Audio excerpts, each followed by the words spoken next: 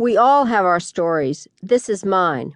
It reflects the turbulence of the past century, the expanding and changing roles of women, and the clash between those around the world with faith in freedom and those who place power above human values.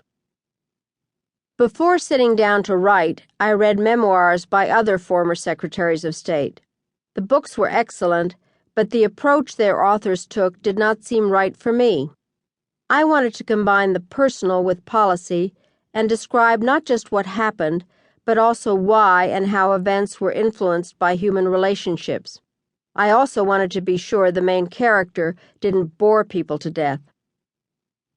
Many lives progress in a more or less predictable path, like water through a well-marked channel. My journey has been different.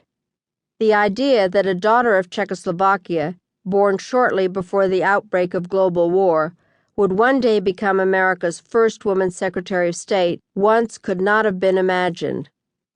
It was almost as inconceivable that someone who had not held a government job until she was 39 years old and the mother of 3 would become the highest-ranking woman in American history.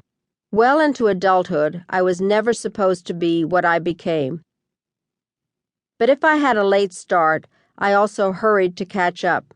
I began as a public-spirited volunteer, raising money for political candidates and various good causes, meeting new people and steadily expanding my personal horizons while also obtaining a PhD.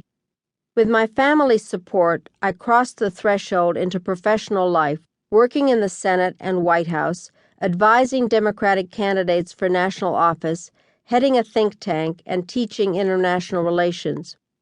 Year by year, I acquired essential knowledge, experience, and skills. Relatively few people had heard of me when President Clinton asked if I would serve as U.S. Ambassador to the United Nations in 1992. By Washington standards, I had had a stealth career, but I was ready. As Senator Barbara Mikulski, a trailblazer herself, said about the two of us, we were 25-year overnight successes. Once in government, I had to deal with the problem of operating in a predominantly man's world. The challenge was not new to me, but the level was higher and the pressures more intense. I am often asked whether I was condescended to by men as I traveled around the world to Arab countries and other places with highly traditional cultures. I replied no, because when I arrived somewhere, it was in a large plane with the United States of America emblazoned on the side. Foreign officials respected that. I had more problems with some of the men in my own government. Having completed college at the end of the 1950s, I was part of a generation of women who were still uncertain about whether they could be good wives and mothers and also achieve success in the workplace. From my graduation day until the graduation of my last child, I had to deal with the age-old problem of balancing the demands of family with academic and professional interests.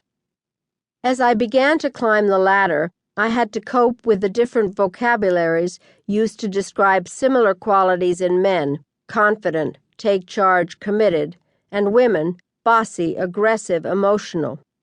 It took years, but over time I developed enough faith in my judgment to do my job in my own way and style, worrying at least a little less about what others thought. I do think I was lucky to serve a president, Bill Clinton, who saw clearly America's role as a unifying force in a world moving at warp speed from one era to another. The president believed, as did I, that our country's purpose was not just to bear witness to history, but rather to shape it in ways that served our interests and ideals. He also gave me the opportunity that no other